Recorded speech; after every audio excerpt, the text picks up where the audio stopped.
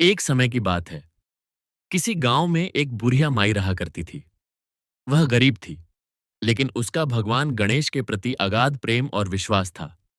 उसके पास पत्थर या ठोस धातु की कोई मूर्ति तो नहीं थी, इसलिए वह प्रतिदिन अपने हाथों से मिट्टी के भगवान गणेश बनाती और उनकी विधि विधान से पूजा करती। लेकिन मिट्टी की मूर्ति टिकाऊ नहीं होती थी। वह सूखकर फट जाती या गल जाती, जिससे बुढ़िया का मन बहुत दुखी रहता था। वह चाहती थी कि उसे ऐसी मूर्ति मिल जाए जो हमेशा बनी रहे, ताकि वह बिना किसी रुकावट के अपने प्रभु का पूजन कर सके। एक दिन उसके झोपड़ी के पास ही एक बड़े सेठ जी का नया मकान बन रहा था। कारीगर और मिस्त्री लगे हुए थे। बुढ़िया ने सोचा, जब ये लोग इतना बड़ा मकान बना सकते हैं, तो मेरे लिए एक छोटा सा पत्थर का गणेश भी बना देंगे। वह मिस्त्री के पास गई और बोली, बेटा, मेरे लिए पत्थर का एक सुंदर सा गणेश बना दो। मैं रोज मिट्टी का बनाती हूं, वह टिकता नहीं। लेकिन उस मिस्त्री के मन में कोई दया नहीं आई। वह लालची था। उसने झुंझलाकर कहा, बुरहिया, जितने पत्थर में तेरा गणेश घद्देंगे, उतने में तो हम अपनी दीवारें चुन लेंगे। यह काम नहीं होगा, जा यहां से। बुरहिया माई को बहुत दुख हुआ। उसने सोचा, इतना बड्डेदा मकान बना रहे हो, मेरी एक छोटी सी मूर्ति पर ही अटक गए। दुखी होकर उसने मन ही मन कहा, राम करे तुम्हारी यह दीवार टेढ़ी हो जाए। यह कोई जानबूझकर किया गया श्राप नहीं था, बल्कि एक सच्चे भक्त के मन की पीड़ा थी। और ऐसा ही हुआ। मिस्त्री ने जैसे ही दीवार बनानी शुरू की, वह टेढ़ी हो गई। उसने तोड़ दी, फिर से बनाई, फिर टेढ़ी हो गई। शाम हो गई, मेहनत बेकार गई। मिस्त्री परेशान हो गए। जब सेठ जी शाम को मकान देखने आए, तो उन्होंने देखा कि दीवारें अधूरी और टेढ़ी हैं। उन्होंने मिस्त्री से पूछा, आज इतना काम क्यों नहीं हुआ? मिस्त्री ने सारी बात बताते हुए कहा, सेठ जी, वह बुढ़िया माई पत्थर का गणेश बनाने को कह रही थी। हमने मना कर दिया, तो उसने कह दिया कि तुम्हारी दीवार टेढ़ी हो जाए। तब से यह हाल है। सेठ समझदार था। वह जानता था कि भक्तों के आशीर्वाद और शाप का बड़ा महत्व होता है।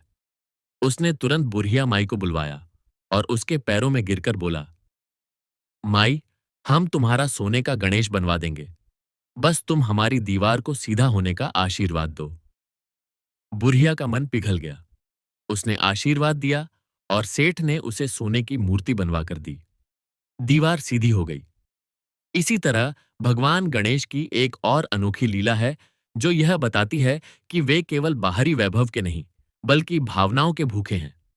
एक बार भगवान गणेश ने एक छोटे से बालक का रूप धारण किया।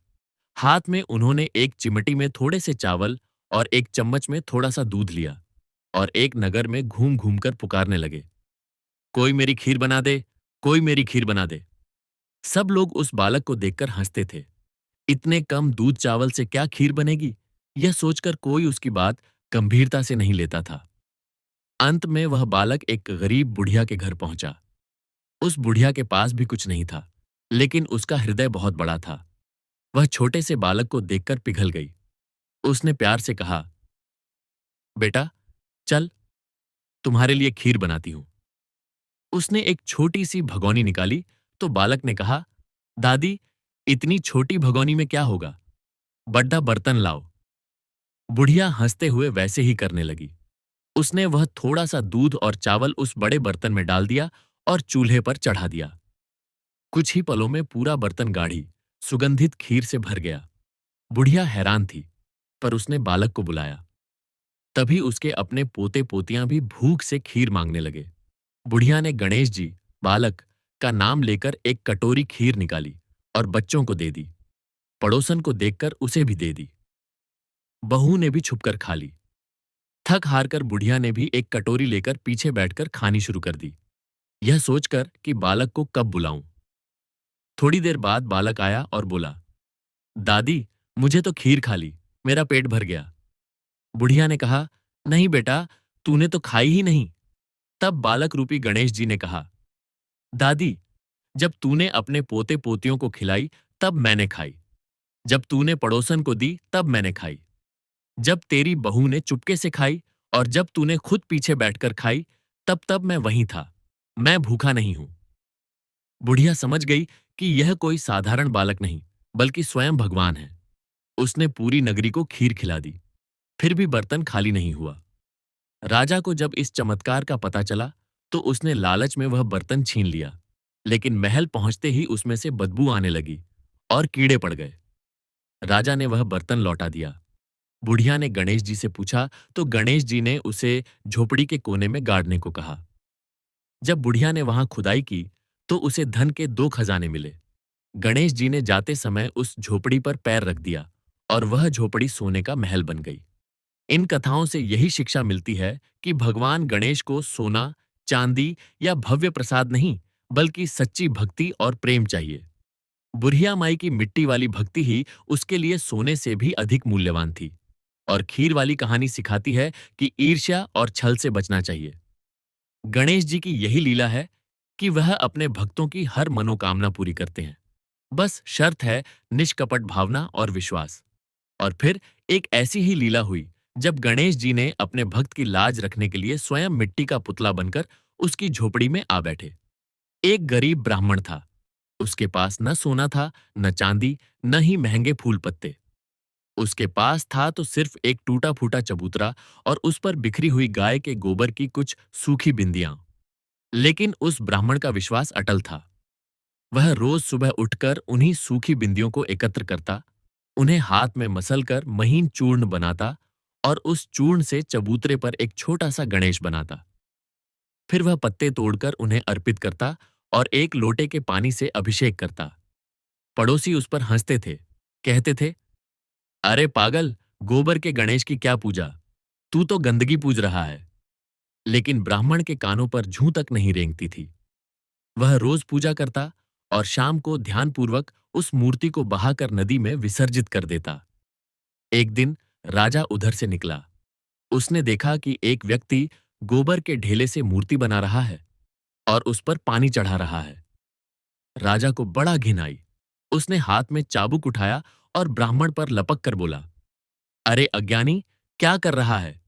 इस गंदगी से राजमहल के आसपास अपवित्रता फैल रही है। कल से यहां पूजा मत करना, नहीं तो तुम्हारा सिर कलम कर दूंगा। ब्राह्मण घबरा गया, पर उसके मन में गणेश जी के प्रति कोई कमी नहीं आई। वह रात भर रोता रहा और प्रार्थना करता रहा, हे प्रभु, अब क्या होगा? मेरे पास और कुछ नहीं है। तुम्हारे बिना मेरी झोपड़ी सूना मरुस्थल है। दूसरे दिन सुबह सुबह राजा अपने महल में सो रहा था कि अचानक उसे ऐसा लगा जैसे कोई भारी पत्थर उसकी छाती पर आ गिरा है। उसने आंख खोली तो देखा कि उसके सीने पर एक विशालकाय गजानन बैठे हैं, जिनका एक दांत टूटा हुआ है और हाथ में परशु लहरा रहे हैं। राजा चीख पड़ा। गणेश जी ने गरज कर कहा, हे राजन, तूने मेरे भक्त को उसकी पूजा से रोका। अब तू अपने राजमहल में नहीं, बल्कि उसकी झोपड़ी में रहेगा और वह ब्राह्मण तेरे सिंहासन पर बैठेगा। जब तक वह मुझे क्षमा न करे, तब तक तू यहीं पड़ा रहेगा। राजा को तुरंत होश आया। वह कांपता हुआ उस झोपड़ी की ओर भागा जहां वह ब्राह्मण रो रहा था। राजा ने उसके पैर पकड़ लिए और बोला, मुझे क्षमा कर दो महाराज, मैं अज्ञानी था। तुम्हारी गोबर की मूर्ति मेरे सोने के सिंहासन से भी अधिक पवित्र है। ब्राह्मण ने राजा को उठाया और कहा, मुझे क्षमा करने का अधिकार नहीं, वह तो गणेश जी के हाथ में है। तुम जाओ और पहले उनसे क्षमा मांगो। राजा ने उसी चबूतरे पर जाकर सिर झुकाया। तभी आकाशवाणी हुई, राजन, तेरा अहंकार गलत था, पर अब तू समझ गया। जो भक्त मिट्टी और गोबर में भी मुझे देख लेता है, वही सच्चा है। और जो सोने की मूर्ति में भी मुझे नहीं देख पाता, वह अंधा है। राजा ने उस ब्राह्मण को अपना राजगुरु बनाया और पूरे राज्य में घोषणा करवा दी कि भगवान को सिर्फ सोने चांदी से नहीं, बल्कि सच्चे मन से प्रसन्न किया जा सकता है। एक और अद्भुत लीला सुनिए। जब गणेश जी ने अपनी सूंड की शक्ति दिखाई। एक बार एक साधु को समुद्र के किनारे तपस्या करते हुए कई वर्ष बीत गए। उसकी तपस्या से सब देवता प्रसन्न थे, पर गणेश जी ने सोचा, इस साधु को अभी भी अहंकार है कि मैं ही सबसे बड़ा तपस्वी हूं।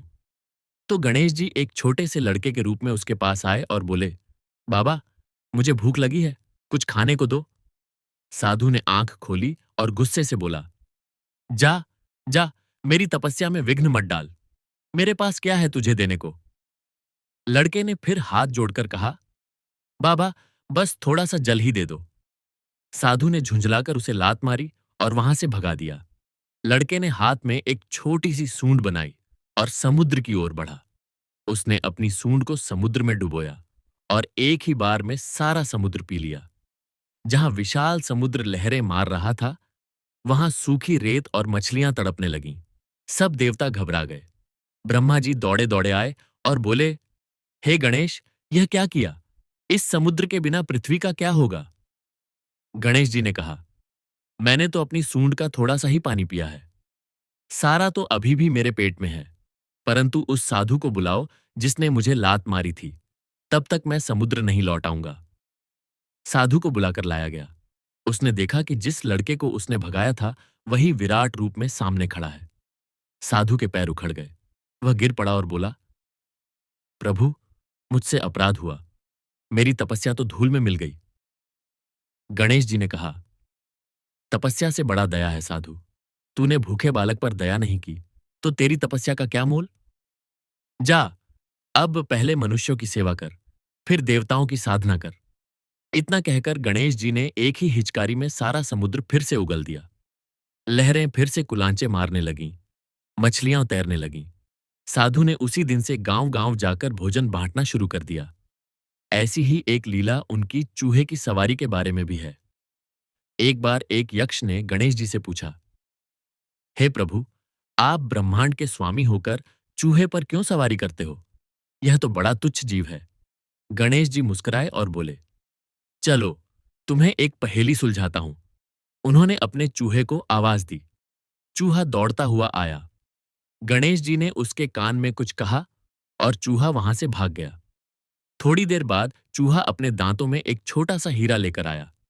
गणेश जी ने वह हीरा यक्ष को दे दिया। यक्ष हैरान हुआ। तब गणेश जी ने समझाया, यह चूहा पृथ्वी के अंदर हर जगह घुस सकता है। यह मेरा अहंकार है। जिस प्रकार यह चूहा छोटे से छोटे छेद में घुसकर बड़े से बड़े खजाने को ढूंढ लाता है, उसी प्रकार मैं अपने अहंकार पर सवार होकर हर संकट के बीच से रास्ता निकाल लाता हूं। यह चूहा मुझे याद दिलाता है कि जो छोटा दिखता है, वही सबसे बड़ी शक्ति हो सकता है। और अंत में सबसे बड़ी लीला यह है कि गणेश जी ने स्वयं को लेखक बनाकर महाभारत जैसे महाग्रंथ की रचना कराई। जब वेदव्यास जी ने उनसे लिखने का अनुरोध किया, तो गणेश जी ने शर्त रखी, मेरी लेखनी एक क्षण के लिए भी नहीं रुकेगी। तुम बिना रुके श्लोक सुनाते जाओ। व्यास जी ने कहा, तो फिर यह शर्त रखता हूं कि जहां मैं श्लोक कहूं, वहां का अर्थ तुम पहले समझ लो, तभी लिखो। गणेश जी ने हंसकर स्वीकार किया। तब व्यास जी ने कठिन से कठिन श्लोक रचे और गणेश जी ने एक क्षण का भी विराम न लेते हुए सब कुछ लिख डाला। उनकी लेखनी इतनी तेज चली कि उनका एक दांत टूट गया। तब से वह एकदंत कहलाए। यह लीला बताती है कि ज्ञान और कला के लिए स्वयं को समर्पित करना ही सच्ची भक्ति है। इस प्रकार गणेश जी की हर लीला हमें सिखाती है कि बाहरी आडंबर से कुछ नहीं होता। सच्ची श्रद्धा, दया और विनम्रता ही उन्हें सबसे अधिक प्रिय है। वह मिट्टी की मूर्ति में भी हैं और सोने के सिंहासन में भी। बस उन्हें पहचानने के लिए आंखें नहीं, हृदय चाहिए। और यही गणेश जी की सबसे बड़ी लीला है कि वह हर उस प्राणी में वास करते हैं जो निःस्वार्थ भाव से दूसरों की सेवा करता है, बिना किसी भेदभाव के, बिना किसी अहंकार के। तब चाहे वह बुरहिया हो, गरीब ब्राह्मण हो या भूखा बालक, गणेश जी उसी के साथ खड़े रहते हैं, उसी की रक्षा करते हैं, उसी का नाम रोशन करते हैं। जय गणेश देवा। एक और अनोखी लीला है जब गणेश जी ने अपनी बुद्धि का ऐसा चमत्कार दिखाया कि देवता और असुर दोनों हैरान रह गए।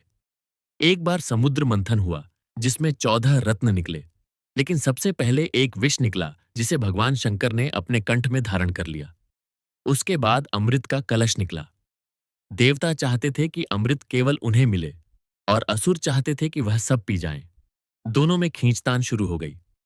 भगवान विष्णु ने मोहिनी रूप धारण किया और असुरों को मोहित करके अमृत देवताओं को पिला दिया। लेकिन एक असुर राहु ने देवताओं के वेश में अमृत पीना शुरू कर दिया। सूर्य और चंद्र ने उसे पहचान लिया और भगवान विष्णु ने उसका सिर काट दिया। लेकिन अमृत के कारण राहु का सिर अमर हो गया और वह बदला लेने के लिए सूर्य और चंद्र को निगलने लगा। तब सूर्य और चंद्र भयभीत होकर गणेश जी के पास पहुंचे।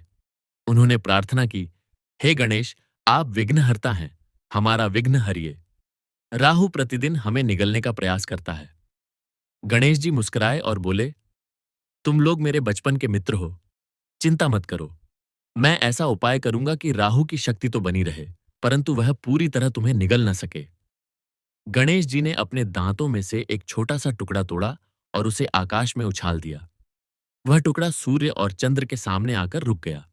फिर गणेश जी ने राहु को बुलाया और कहा, राहु, तू चाहे तो सूर्य और चंद्र को निगल सकता है, लेकिन मेरे दांत का यह टुकड़ा हर बार तेरे गले में अटक जाएगा और तुझे उन्हें उगलना पड़ेगा। इस प्रकार तू उन्हें पूरा निगल नहीं पाएगा। राहु ने क्रोधित होकर कहा, यह अन्याय है। गणेश जी ने शांत स्वर में उत्तर दिया, यह अन्याय नहीं, यह संतुलन है। देवता और असुर दोनों का अस्तित्व आवश्यक है। तू ग्रहण लगा, परंतु कुछ ही समय में उन्हें मुक्त कर। तभी से राहु के काटने पर सूर्य और चंद्र ग्रहण लगता है और गणेश जी के दांत का वह टुकड़ा आज भी आकाश में राहु केतु की गणना में सुरक्षित है। यह लीला बताती है कि गणेश जी हर विघ्न को सिर्फ हटाते ही नहीं, बल्कि उसे ऐसे रूपांतरित करते हैं कि वह ब्रह्मांड के संतुलन का हिस्सा बन जाए। अब एक लीला और, जो बताती है कि गणेश जी को मूषकराज, चूहा, ही सबसे प्रिय क्यों है।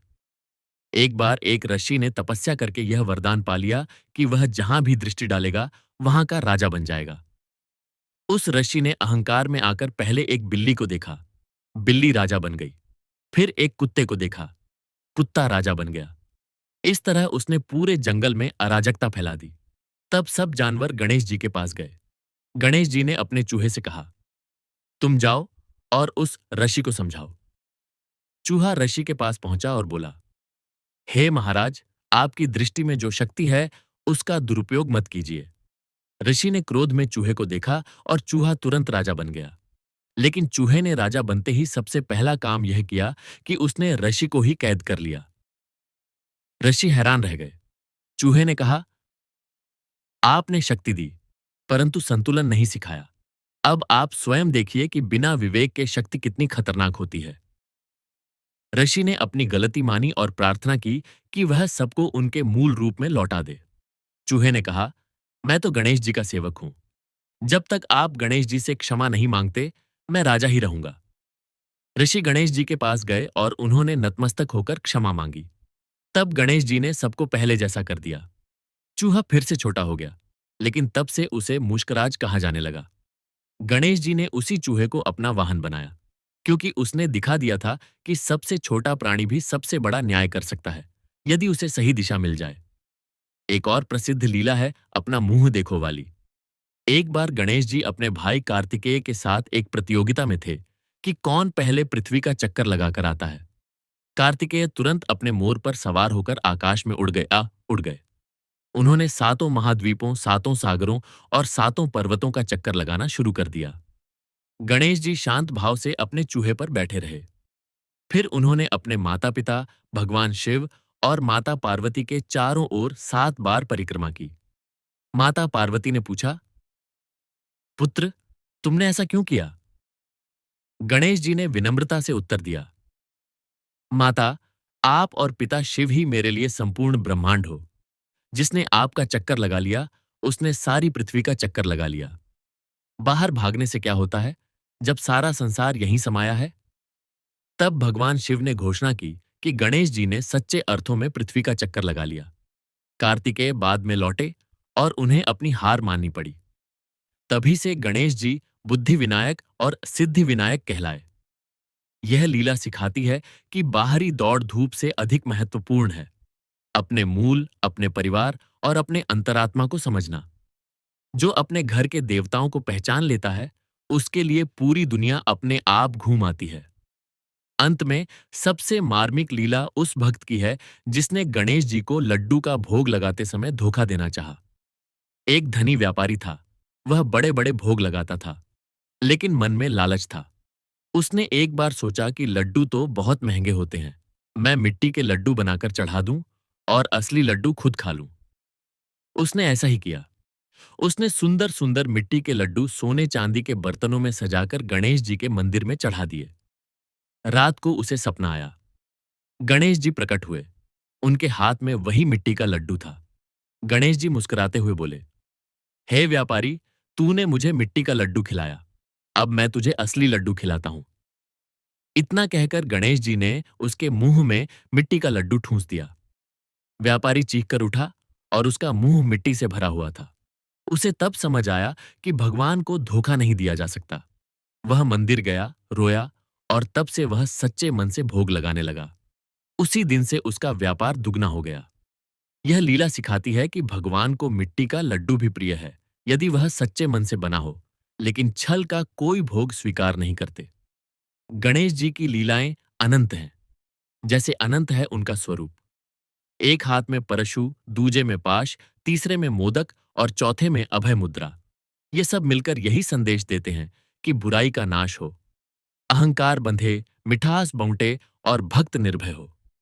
जो भी सच्चे मन से जय गणेश कहता है, उसके सारे विघ्न मिट्टी में मिल जाते हैं और उसका जीवन लड्डुओं जैसा मीठा हो जाता है। यही गणेश जी की सबसे बड़ी लीला है, अपने भक्तों के हर दुख को एक ही पल में हंसी में बदल देना। और यही कारण है कि हर शुभ कार्य की शुरुआत उन्हीं के नाम से होती है। जय गणेश देवा। स्वयं भगवान गणेश को प्रसन्न करो, क्योंकि वे विघ्नहर्ता हैं और संकट में ही सबसे पहले आते हैं। राजा ने पूरे राज्य में घोषणा करवा दी कि जो कोई भी गणेश जी को सच्चे मन से प्रसन्न करके वर्षा ला देगा, उसे आधा राज्य दिया जाएगा। राजधानी में एक गरीब कुम्हार रहता था। उसका नाम धर्मा था। उसके पास न सोना था, न चांदी, न ही महंगे फल मेवे। उसके पास था तो सिर्फ मिट्टी और अपनी ईमानदारी।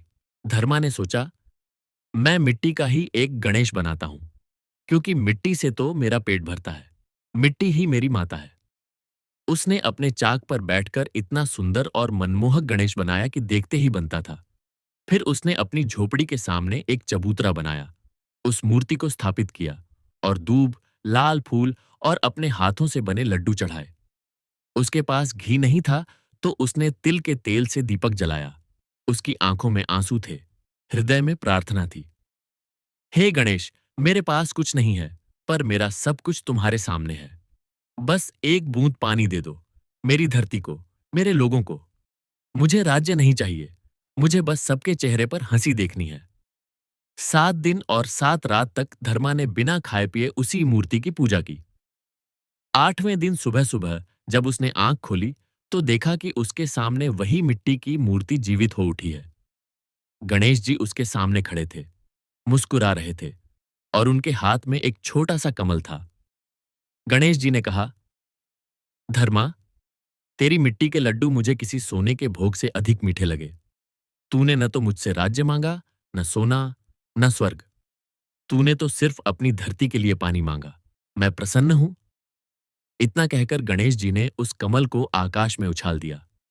कमल के एक एक पंखुड़ी से बादल बन गए और ऐसी वर्षा हुई कि नदियां उफन आईं, खेत हरे भरे हो गए और सारा राज्य आनंद से नाच उठा। राजा ने जब यह चमत्कार देखा, तो वह स्वयं धर्मा के पास आया और बोला, तुमने हम सबकी जान बचाई। लो, आधा राज्य तुम्हारा। धर्मा ने विनम्रता से कहा, हे राजन, मुझे राज्य नहीं चाहिए। बस इतना कर दो कि इस राज्य में कभी किसी गरीब को भूखा न सोना पड़े। यही मेरा राज्य है।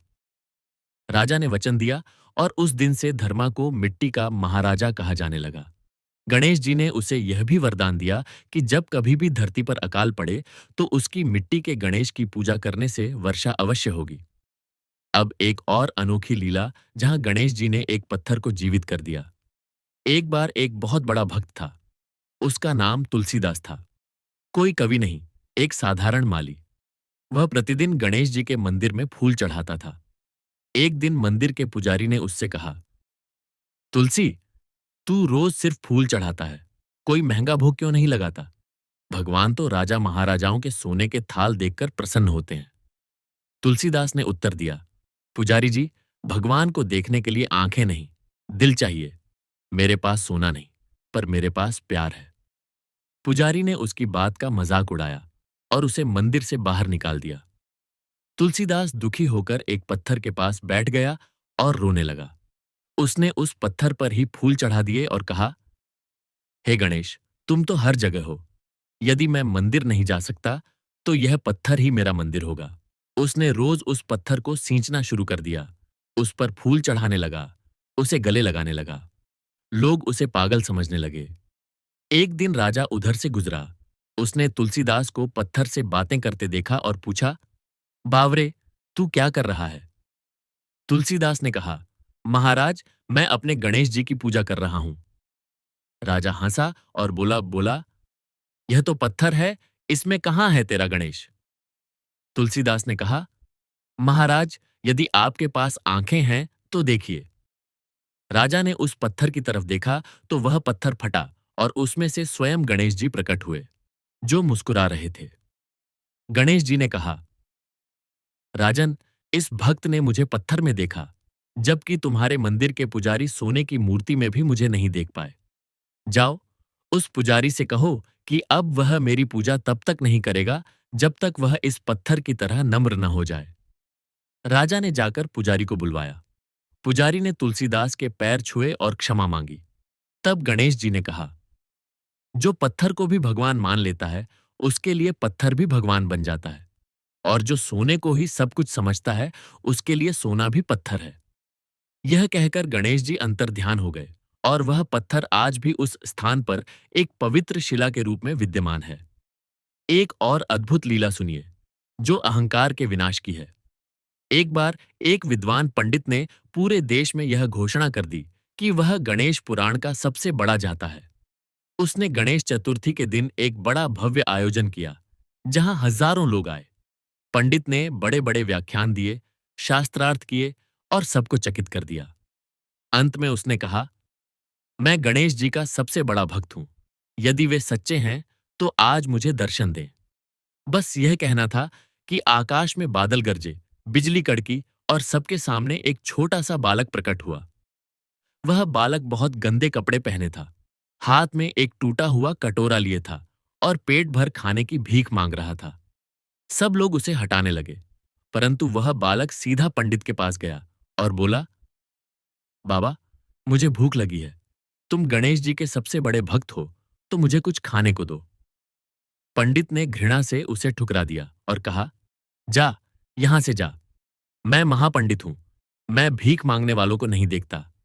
बालक ने फिर हाथ जोड़कर कहा, बाबा, एक बार कह दो कि गणेश जी तुम्हें दिखेंगे तो मैं चला जाऊंगा। पंडित ने गुस्से से कहा, गणेश जी तो केवल मुझे दिखते हैं, तुझ जैसे गंदे भिखारी को नहीं। यह सुनकर बालक हंसा। उसने अपना टूटा कटोरा पंडित के सिर पर रख दिया और फिर क्या था, पंडित उसी समय बालक के रूप में बदल गया और वह बालक गणेश जी के विराट स्वरूप में प्रकट हो गया। सब लोग दंग रह गए। गणेश जी ने कहा, हे पंडित, तूने शास्त्र पढ़े पर दया नहीं सीखी। तूने मेरे हजारों नाम गिने पर अपने अहंकार का नाम नहीं गिना।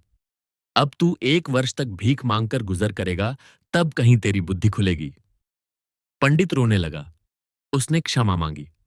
तब गणेश जी ने उसे मूल रूप में लौटा दिया और कहा, याद रख, भक्ति का अर्थ है दीन दुखियों की सेवा करना। बिना सेवा के सारा ज्ञान व्यर्थ है। उस दिन के बाद पंडित ने कभी किसी का तिरस्कार नहीं किया। गणेश जी की लीलाओं का यह क्रम कभी समाप्त नहीं होता, जिस प्रकार उनका स्वरूप अजर अमर है। हर कहानी में छिपा है एक संदेश, त्याग, प्रेम, विनम्रता और सच्चाई का। वह चाहे तो मिट्टी को सोना बना दे और सोने को मिट्टी। वह चाहे तो चूहे को राजा बना दे और राजा को चूहा। लेकिन एक चीज जो वह कभी नहीं बदलते, वह है सच्चे भक्त का दिल। जिस दिल में छल नहीं, दिखावा नहीं, केवल प्रेम है, वहीं गणेश जी बसे हैं। वहीं उनकी सबसे बड़ी लीला रची जाती है। यही कारण है कि हर विघ्न के समय, हर नई शुरुआत से पहले, हर दुख के क्षण में भक्त केवल इतना कहता है, जय गणेश। और गणेश जी आते हैं, हाथ में मोदक लिए, मुस्कान लिए और सारे संकट को एक ही झटके में हटा देते हैं। ऐसी है उनकी लीला, ऐसा है उनका वात्सल्य। श्री गणेशाय नमः। एक बार की बात है, देवलोक में सभी देवता इकट्ठे थे। देवराज इंद्र अपने सिंहासन पर बैठे थे और सब अपनी अपनी शक्तियों का बखान कर रहे थे। अग्नि कह रहे थे, मैं सब कुछ जला सकता हूं।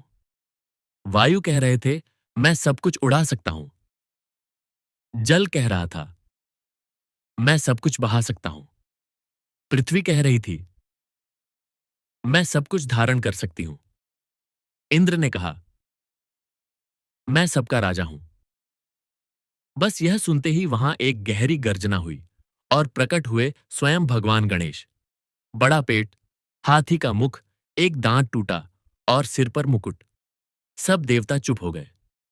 गणेश जी ने कहा, तुम सब अपनी अपनी शक्तियों का घमंड कर रहे हो, लेकिन क्या तुम जानते हो कि सबसे बड़ी शक्ति क्या है? सब ने सिर झुका लिया। गणेश जी ने कहा, सबसे बड़ी शक्ति है संतोष। जो संतोषी है वही सबसे धनी है। और सबसे बड़ा रहस्य है हंसी। जो दूसरों को हंसा सकता है वही सच्चा देवता है। यह कहकर गणेश जी ने अपने बड़े से पेट पर हाथ रखा और जोर से हंसने लगे। उनकी हंसी इतनी मधुर थी कि सारे देवता भी हंसने लगे। इंद्र का सिंहासन तक हिल गया। तब गणेश जी ने कहा, देखा, हंसी ने तुम्हारा सब घमंड चूर चूर कर दिया। अब जाओ और प्रजा को यही सिखाओ, जीवन में हंसते रहो और दूसरों को हंसाओ। इस लीला के बाद देवता गणेश जी से यह जानने को उत्सुक हुए कि आखिर उनका वह बड़ा पेट क्यों है। तब गणेश जी ने एक और कथा सुनाई। बहुत पुरानी बात है। गणेश जी बोले, जब मैं बालक था, एक दिन माता पार्वती ने मुझे एक कटोरी खीर दी। मैंने उसे खाया तो माता ने दूसरी दी, वह भी खाई। तीसरी, चौथी, पांचवी, मैं खाता ही गया। सारी रसोई खाली हो गई। तब माता ने पूछा, पुत्र, तुम्हारा पेट कभी भरता नहीं क्या? मैंने कहा, माता, यह पेट केवल खाने का नहीं, बल्कि सारे संसार के दुखों का भंडार है। जब भी कोई भक्त मुझे याद करता है, मैं उसके दुख अपने इस पेट में समेट लेता हूं। इसीलिए यह इतना बड़ा हो गया है। यह सुनकर सब देवता भावविभोर हो गए। तब से गणेश जी लंबोदर कहलाए, यानी जिनका पेट बड़ा है, लेकिन वह पेट भक्तों के दुखों का भंडार है। अब सुनिए एक ऐसी लीला जो गणेश जी ने अपने ही पुजारी के साथ रची। एक गांव में एक बहुत बूढ़ा पुजारी रहता था। वह प्रतिदिन सुबह 3 बजे उठता, स्नान करता और गणेश मंदिर में जाकर सबसे पहले दीपक जलाता। एक दिन उसने देखा कि मंदिर में एक चूहा दौड़ रहा है और मूर्ति के चारों ओर 7 चक्कर लगा रहा है। पुजारी ने सोचा, यह चूहा क्या कर रहा है?